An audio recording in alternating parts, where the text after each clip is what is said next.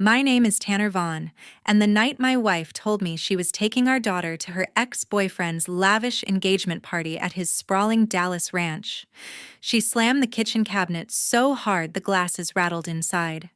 She jabbed a perfectly manicured finger right at my chest and said loud and clear, "Skylar needs to see the world outside this dusty garage and small-town life. She needs to know there's more out there than just scraping by. If you can't handle it, you can leave. Or I will." I didn't argue. I just wiped the grease off my hands, sat down at the old kitchen table, opened my laptop, and finally hit accept on the transfer to South Korea that I'd turned down over and over for years. 3 days later, she called me, voice shaking, almost breaking. It didn't explode right away. It built up on one of those sticky Texas evenings when the air hangs heavy and the cicadas won't quit. I'd put in a full day at the garage wrestling with a stubborn transmission on a farm truck, hands black, with oil shirt soaked through. All I wanted was to come home, clean up, and maybe help Skylar with that bike chain she'd been nagging me about. But Nadine was already waiting in the kitchen, arms crossed, tight lips pressed into that thin line I knew too well. She didn't waste time on hello. "I talked to Elliot today," she said like it was nothing. Elliot. Her ex from way back before she married my brother Brody. The guy who'd hit it big in real estate, throwing money around like it grew on trees. "About what?" I asked, though my gut was already twisting. "His engagement party. Huge thing at his ranch in Dallas. Private lake horses, the works. He's invited us. Skylar's going. She needs this Tanner. She needs to see what a real successful life looks like, not just grease and small-town barbecues." I set my keys down slow. "We have our own life here, Nadine." She cut me off with a sharp laugh. "Our life. Fixing trucks for pennies while the world passes us by. Skylar deserves better than that. She needs to experience something bigger, people who don't have to work with their hands every day." I'd been there every single day since Brody died 8 years ago. Stepped in, married Nadine to keep things together, raised Skylar like my own. "I'm the one who's here," I said. "Every day. That's what she needs." Nadine's eyes narrowed. "You're the uncle who stepped in Tanner, that's all. Elliot can show her a different world. If you make this difficult, maybe it's time we moved on without you holding us back." She said it flat, like she'd rehearsed it. From the hallway, Skylar's voice piped up. "Mom, is Daddy Tanner home yet?" Nadine ignored her, staring me down, waiting for the explosion. I'd given her plenty before. Arguments, pleas, trying to make her see. This time, nothing came. I just thought about that soul offer sitting in my inbox, the one I'd rejected because leaving Texas meant leaving them. "Fine," I said. She blinked, thrown off. "Fine. You're not going to fight me on this?" I shook my head. "No." She huffed, turned away, muttering about me giving up too easy. Later, after Skylar was asleep, I sent the email accepting the transfer. That quiet click felt final. If you've ever been made to feel like an afterthought in the family you sacrificed everything for or pushed aside for someone with deeper pockets, this one might resonate. Hang around till the end. Things don't always stay buried, and the fallout can change everything. Hit like if you've felt that sting, subscribe for more stories like this, and drop a comment if you've ever had to walk away to protect what matters. That sticky Texas evening started like so many others. I'd spent the afternoon under a rusted pickup at the garage, wrestling with a leaking fuel line while the sun beat down on the tin roof. By the time I locked up, my shirt clung to my back, and my hands still carried the smell of diesel no matter how hard I scrubbed. I pulled into the driveway and saw Skylar out front, kneeling next to her bike with the chain half off again. She looked up when she heard the truck, her face lighting up. "Daddy Tanner, you said you'd help me fix this after work." I grabbed my toolbox from the bed and walked over. "Let me see what you got, kiddo." She scooted closer, watching every move as I threaded the chain back on and tightened it. At 10 years old, she already knew more about tools than most kids her age, came from hanging around the garage on weekends. When I spun the pedal and it ran smooth, she grinned wide. "You're the best. Mom says I'm not allowed to touch the big tools yet, but you always let me hand you stuff. That's because you pay attention, I told her. She leaned in for a quick hug before grabbing her helmet and riding circles in the yard, ponytail flying. Inside, Nadine was at the kitchen counter scrolling her phone with that tight expression she got when something was brewing. Dinner smelled like takeout barbecue. She'd picked it up instead of cooking. I washed up at the sink and grabbed a plate. She didn't look up right away. We need to talk.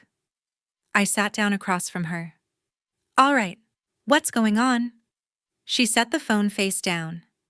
Elliot's getting engaged. Big party next weekend at his ranch outside Dallas, the new one with the lake and stables. He's personally inviting Skylar and me. It's going to be huge, catered live band, people flying in from all over. Elliot Callahan. The name still twisted something in my gut even after all these years. Nadine had dated him before she married my brother Brody. When Brody died in that wreck 8 years back, I'd stepped in to keep things stable. Married Nadine, legally adopted Skylar, built a life here in this small town where everybody knew everybody. And you're telling me this why? I asked. Because we're going, she said flat. Skylar needs to see it. Needs to be around that kind of success. Private chef's valet, parking, the kind of life where you don't have to worry about bills stacking up. I set my fork down. She's got a good life here. School's solid, friends, the garage where she learns real skills. Nadine rolled her eyes. Real skills covered in grease every day, scraping to make ends meet while the rest of the world moves forward. Come on, Tanner. She's growing up in a town where the biggest event is the county fair. Elliot can show her something different. Opportunity, connections, a future that doesn't involve fixing other people's trucks. I'm the one who's been here every day, I said. Doctor visits, school plays, teaching her to ride that bike out there. She leaned forward. You're the one who stepped in after Brody Tanner. That's what you did. Stepped in. But blood's blood, and Elliot's offering a glimpse of what could have been. Skylar deserves to know there's more out there than this. The words landed heavy. I'd turned down promotions, raises, chances to move up, because staying meant being there for Skylar. For us. And if I say no, I asked, then maybe it's time we stop pretending this is working. She held my gaze. You can fight it if you want, but I'm taking her. We've outgrown this place. And maybe you. Skylar burst in, then cheeks flushed from riding. Mom, can I show Clara my bike tomorrow? Daddy Tanner fixed it perfect. Nadine forced a smile. Sure, honey, go wash up. Skylar ran off and the room felt smaller. Nadine picked up her phone again, conversation over. I cleared the table, slow mind turning over the years. Nights up with Skylar when she was little, homework at the same table, refusing job offers that would take me away. All of it. When Skylar was finally asleep, I stood in her doorway a minute, watching her breathe steady, one arm around the stuffed horse I'd won for her at last year's rodeo. Something settled cold in my chest. The next morning, I made the call to the company about the sole position. By the end of the week, my bags were packed. A short flight layover later, the plane touched down in Seoul. The plane touched down in Seoul just as the city lights started flickering on below. I grabbed my duffel from overhead and stepped into a world that felt a million miles from the Texas heat I'd left behind. The company had set me up in a small one-room apartment not far from the plant. Clean, efficient, with a narrow bed, a hot plate, and a window overlooking a busy side street. I dropped my bag, showered off the flight, and tried to settle in. Sleep didn't come easy that first night. Every creak of the building reminded me how far away everything familiar was. Morning came quick. I suited up in the new safety gear and headed to the auto parts factory on the outskirts. The place hummed with activity, lines of workers moving and sync machines running smooth. My supervisor, Young-ho, met me at the gate. Tall guy, polite nod, no wasted words. Welcome, Tanner. We'll start you on the main assembly maintenance line. Questions ask. He introduced me to the team during shift change. Everyone bowed slightly efficient handshakes. Junhyuk, a younger tech on my crew, showed me around the floor, pointing out the diagnostic tools, the schedule boards, the break area, where coffee was always hot. "We work hard here," he said with a small smile. "But we watch out for each other. Family first, always." That stuck with me. During lunch in the cafeteria, simple rice bowls and kimchi, Junhyuk sat across from me. "First time in Korea." "Yeah, long way from home." He nodded. "Family back there." I hesitated, then gave him the short version. "Wife and stepdaughter. Things got complicated. Needed space." Yongho joined us, then setting down his tray. "Space can clarify," he said quietly. "But children, they remember who shows up. Not just in person, but in heart." I poked at my food, trying to stay in touch. They didn't push, just a knowing look between them like they'd seen it before. The respect in that room was different. No eggshells, no second-guessing every word. People earned their place through effort, and it showed. Over the next days, the routine set in. Early shifts checking hydraulics, calibrating robots, troubleshooting conveyor issues. The crew moved like clockwork, bowing to each other at shift end, thanking for the hard work. It was straightforward. You did your job well, you belonged. No drama attached. Evenings, I'd walk the streets near my apartment. Neon signs everywhere. Street vendors grilling meat, families out together. Parents holding kids. See your hands as they navigated crowds. One night, I passed a park where a dad helped his daughter with inline skates, steadying her every time she wobbled. She laughed when she got it right, hugging him tight. I stopped on the sidewalk longer than I meant to, that heavy pull hitting my chest again. Back in the apartment, I'd pull out my phone. First few days, I sent messages to Skylar. "Hey kiddo, landed safe. Soul's busy but cool. Miss you." Added a photo of a street food stall. No reply. Then I found a small shop near the plant selling traditional charms. Picked up a little silver bracelet with a protective knot. Something locals said brought good luck to kids. Boxed it careful, wrote a note. "For my favorite bike rider. Love, Daddy Tanner." Paid extra for tracked shipping. Watched the status change to delivered a week later. Still nothing.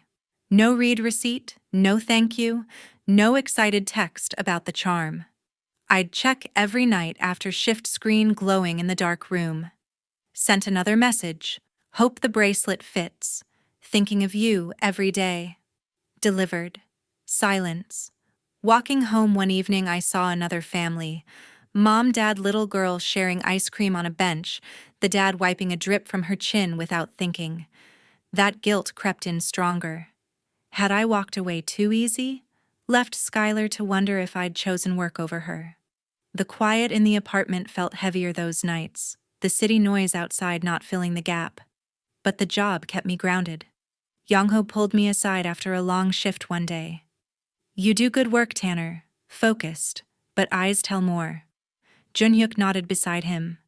"Whatever waits at home, truth finds its way. Just keep reaching." Their words lingered. The way things ran here, hard effort, mutual respect, no games, started chipping at the doubt. I'd given everything back home for years. Maybe this distance was showing what really mattered. One evening, after grabbing convenience store noodles for dinner, I sat on the tiny balcony and opened Instagram for the first time in weeks. One evening, after grabbing convenience store noodles for dinner, I sat on the tiny balcony and opened Instagram for the first time in weeks. Scrolled absent-mindedly past work posts and food pics until Nadine's story popped up at the top. There they were. Her and Elliot at the ranch, arms around each other under string lights, big smiles for the camera. Caption read, "Perfect weekend with my favorites," followed by heart emojis. Skylar stood off to the side in the next slide, holding a drink, staring at the ground more than posing. Her expression wasn't the excited grin I knew. It looked forced eyes, distant, like she didn't want to be part of the shot. I zoomed in, stomach tightening. Elliot had his hand on Nadine's waist, both dressed up like they belonged together. Another story showed the three of them by the lake Nadine laughing at something Elliot said. Skylar barely cracked a smile. Junhyuk was over that night dropping off some tools I'd left at the plant. He glanced at my phone when I set it down hard. Everything okay? I handed it to him without a word. He swiped through the stories, frown deepening. This your family? Yeah. He handed it back. Looks staged. That night, I couldn't shake it. The way Nadine had moved on so fast, parading Skylar like a prop in Elliot's world. I barely slept replaying the images. Next day at break, Junhyuk pulled me aside in the break room. I looked up public records last night. Sometimes helps when family stuff gets messy. Found this on the county site back in Texas. He turned his phone. A divorce filing dated just days after I'd left. Petitioner Nadine Vaughn. Reason abandonment. Claimed I'd vanished without warning, no intent to return, requesting full control of the house accounts and even the garage business. I stared at the screen. She knew exactly where I was. Watched me accept the transfer. Junhyuk nodded slow. People rewrite stories when it suits them. The cold anger started building, then replacing the guilt that had been eating at me. Not hot and loud, steady, deep. Over the following shifts, more pieces came together. I logged into the joint bank account from my laptop. Multiple withdrawal attempts flagged. Large amounts Nadine tried pulling right after the filing. Bank denied them without my signature notes from the branch manager questioning the rush. Then an email forward from a buddy back home who'd heard rumors Nadine contacting a realtor about listing the garage, saying her husband had deserted the family business, and she needed to sell quick for stability. Attached photos of the property priced low, like she wanted it gone fast. Each discovery hit harder. The woman who'd pushed me out now painting me as the one who ran trying to strip everything we'd built. The garage wasn't just a job. It was the place Skylar grew up running around handing me wrenches since she could walk. I sat in the apartment that night staring at the divorce papers printed from the site. Abandonment. After everything I'd held together. No more waiting for replies that weren't coming. No more wondering if space would fix it. I booked the earliest flight back to Texas that same week. Told Yongho I had family emergency. He just nodded, no questions. The return flight felt longer, mind locked on what waited ahead. A dusty rental car later, I rolled into town quiet, headed straight for an old friend's place on the outskirts. He'd offered the back room, no questions when I called from Seoul. Solid guy, kept things simple. I unpacked light and lay low that first day, getting my bearings. Drove past the old house slow the next morning. Nadine's SUV sat in the drive, shiny new rims catching the sun. A fancy wreath hung on the door, bigger than anything we'd ever put up, with ribbons that looked expensive. Lights strung early along the roofline like she was already celebrating something. Didn't stop. Kept going to the bank downtown. Walked in casual, asked for the manager I'd known for years. She took me to her office, closed the door. Nadine's been in here pushing hard, she said low. Tried pulling everything from the joint accounts. Said you abandoned the family, left her no choice for expenses. We held it all. Law's clear on that. She printed the logs, big transfer attempts all flagged and denied. One note mentioned Nadine raising her voice, insisting it was urgent for moving forward. I took the copies. Appreciate it. From there, straight to the elementary school. Parked off the main lot, went in through the side entrance like old times. The counselor spotted me in the hall, pulled me into her room quick. Skylar's struggling, she whispered. Withdrawn in class, asks when you're coming home. Nadine explained you took a job overseas and chose that over staying. She showed me a stack of Skylar's recent work. Drawings of the family, but the dad figure crossed out or missing. She's confused. Talks about you a lot when we're alone. Recess started then. Through the window, I saw Skylar on the bench with her best friend Avery. They were sharing snacks, Avery doing most of the talking. I stepped out to the playground edge. Avery noticed first, waving big. Skylar's dad. Skylar froze, then walked over slow. Avery bounced up. Mom picked Skylar up early last week for some fancy party. She said you weren't coming back because work in another country is more important than us. Skylar tugged Avery's sleeve. Shh. But Avery kept on innocent. Yeah, and that Daddy Tanner's not real family like blood, so they're gonna sell the garage and maybe get a bigger house with her friend Elliot helping. The words sank in deep. Sell the garage. Not real family. I crouched to Skylar's level. Hey kiddo, we'll talk soon, okay? She nodded, eyes wet, hugging me quick before the bell. The counselor walked me out. Documenting all this. Call if you need statements. Afternoon, I checked old emails on my phone, forwarded tracking from the bracelet still marked delivered with no response, added notes from the bank and school, plus a quick voice memo of Avery's chatter the counselor let me record for records. Town gossip filtered in too. Stopped at the feed store for coffee. Overheard guys at the counter. Heard Tanner skipped out for good overseas. Nadine's holding it together, leaning on that rich ex of hers now. Another said she'd been seen around with realtor signs talking quick sale on the business. Each stop added layers. Nadine wasn't waiting. She was dismantling everything, feeding Skylar lies to make it easier. By evening, the folder in my truck was thickening. Printouts, notes, recordings. Enough to build something solid. The next morning, I met Cole Langley at his office behind the courthouse. Small place, stacked files, coffee pot always on. We'd gone to school together. He knew the background without me spelling it all out. I slid the binder across his desk. Everything I've got so far. Cole flipped through slow, bank statements showing the blocked withdrawals, school counselor notes on Skylar's confusion, the voice memo from Avery tracking receipts for gifts, never acknowledged, even screenshots of blocked messages. He whistled low. This is strong. Abandonment claim falls apart when they see you were pushed out and tried staying connected. The asset grabs look bad too. Judge won't like that. What about custody? I asked. Temporary hearings set quick. They'll appoint a guardian ad litem to check what's best for Skylar. You being here changes the game. She expects you gone. We mapped responses, filed counters that day. Cole leaned back. Stay calm in there. Let the evidence talk. Court moved fast in small counties. Guardian showed up 2 days later. Mrs. Dorsey, clipboard in hand, professional but kind eyes. I'd cleaned the house top to bottom after getting temporary access order, made it feel normal again. She toured quiet, checked Skylar's room, the kitchen, the garage where tools hung neat. Asked about routines, who handled homework, doctor stuff.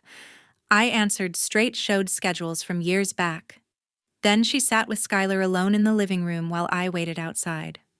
Heard muffled voices, Skylar's soft at first. When Mrs. Dorsey came out, she nodded. We'll talk more, but she's clear on who she sees as stable. Later, Skylar found me in the garage, tinkering with an old toolbox. She held up a small wrench set I'd given her years ago for pretend fixes. I kept these under my bed. Mom said throw them out, but I didn't. I took it, rust spots and all. Good call, kiddo. She hugged my side. When is this over? I miss when it was just us doing stuff. Soon, I said, throat thick. Working on it. Mrs. Dorsey observed from the door, making notes. That evening, she called. Skylar expressed strong attachment to you, Tanner. Calls you Daddy Tanner without hesitation.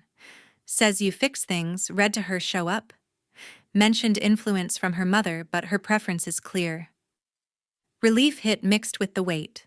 Nadine had temporary placement still, but visits supervised started. Short ones where Skylar lit up seeing the house unchanged. Cole updated the binder with Mrs. Dorsey's preliminary report. Highlighted Skylar viewing me as primary parent, the manipulation attempts. Nights I'd sit on the porch, staring at the stars, worry gnawing. What if the judge saw blood over everything? What if Skylar got more confused? But her keeping that wrench set, calling me Daddy Tanner in front of a stranger. Those stuck. Small signs she hadn't let go. Hearing date crept closer. The morning of the hearing arrived hot and still. I pulled into the county courthouse lot, early shirt sticking from the humidity, Cole beside me with the updated binder. Courtroom was already stuffy, fans whirring overhead, benches half full with locals handling their own cases. Nadine walked in confident heels, clicking sharp suit pressed like she had it all locked. Her lawyer beside her, smug nod to the bailiff. She scanned the room, casual, expecting an empty seat across. Then her eyes landed on me. Froze mid-step, face draining color before twisting, angry. "What is this?" she hissed loud enough for heads to turn. Cole stood calm. "My client is present, as he has every right." The door opened again. Elliot strode in tailored suit, watch flashing, taking a seat right behind Nadine like he owned the place. He leaned forward, whispering something that made her sit taller. Judge entered. Older woman, no-nonsense glasses, low on her nose. Halverson, divorce in custody. Petitioner claims abandonment. Nadine's lawyer started strong. Your Honor, respondent left for overseas employment without notice or support, intending permanent separation. Petitioner seeks full assets and primary custody for the child's stability. Cole rose. Objection. My client was informed his presence was unwanted for a family event with petitioner's ex. He accepted a long-offered transfer under duress. Judge waved him on. Proceed with evidence. I took the stand first. Laid it out steady. The conversation pushing me out, messages sent and blocked, gifts delivered but ignored. Cole passed exhibits, phone logs showing blocks, tracking confirmations, then school records. Counselor testimony via affidavit, Skylar's distress questions about my absence, drawings reflecting confusion. Avery's recorded statement played short. The child's clear voice repeating what Nadine told her about me choosing work, not being real family. Nadine shifted, face reddening. Elliot murmured louder. This is ridiculous.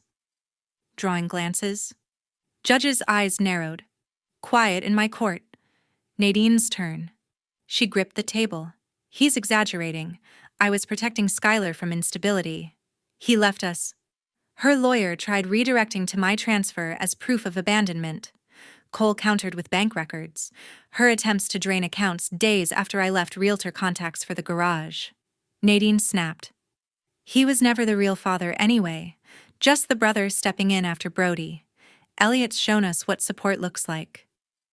Elliot nodded big, like that sealed it. Judge leaned forward. Mrs. Vaughn, the evidence shows attempted alienation, blocking communication, influencing the child with false narratives, financial maneuvers without consent. This pattern of manipulation is concerning. Elliot stood halfway. With respect, Your Honor, I've been helping the family. Tanner walked away. Judge cut sharp. Sir, sit down. You're not a party here. He sank back, face tight. More exhibits. Mrs. Dorsey's report emphasizing Skylar's bond with me as primary parent figure. Judge reviewed, silent a moment, then ruled firm. Temporary primary custody to Mr. Vaughn. Petitioner will cease all asset transactions pending full audit. Communication between child and respondent unrestricted. Guardian to continue monitoring best interests. Gavel hit. Nadine shot up. This is insane. He's not even... Bailiff, judge said calm. Room murmured as Nadine stormed toward the door, lawyers scrambling after. Elliot followed, quick, no glance back. Then a small voice from the doorway. Daddy Tanner. Skylar broke free from the counselor, holding her hand, running straight down the aisle. She threw her arms around me, tight, face buried in my shirt. I held her close, everything else fading. A few days after the hearing, things started unraveling fast for Nadine. Her SUV pulled up one evening, tires crunching gravel loud. She banged on the door, hard voice cracking through. Tanner, open up. We need to talk. This has gone too far.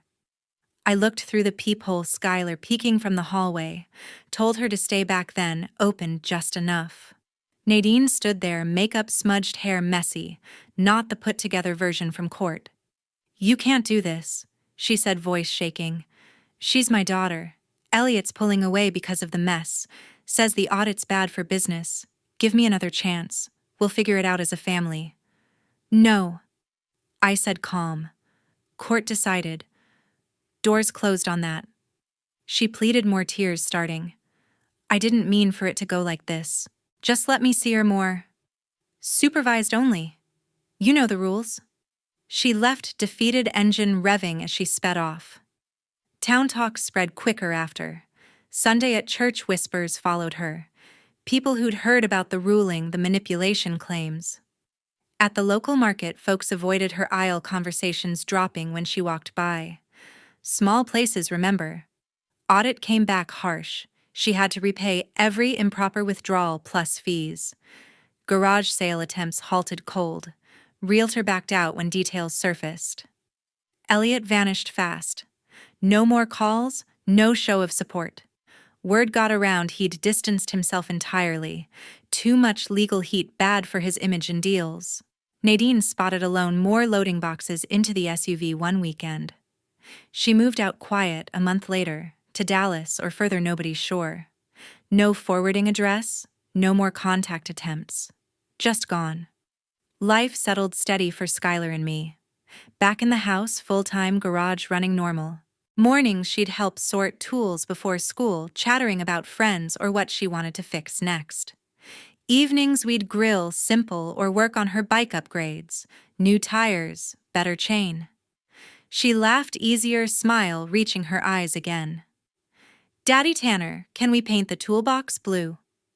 She'd ask, natural as ever. Weekends at the county fair or driving back roads, windows down, radio on. She leaned against my arm during movies, no more looking over her shoulder. The quiet felt earned. No drama, no second guessing. Just us building days one after another. Truth won out calm. No shouting matches, no revenge plots. Just showing up steady while lies fell apart on their own. Family isn't always blood or flash. It's the one who chooses to stay, fix what's broken, care every single day, no matter what. If you've been told you're not enough for the people you pour everything into, know this: real bonds come from actions, not words or wallets. And sometimes walking away first is what brings the right ones closer.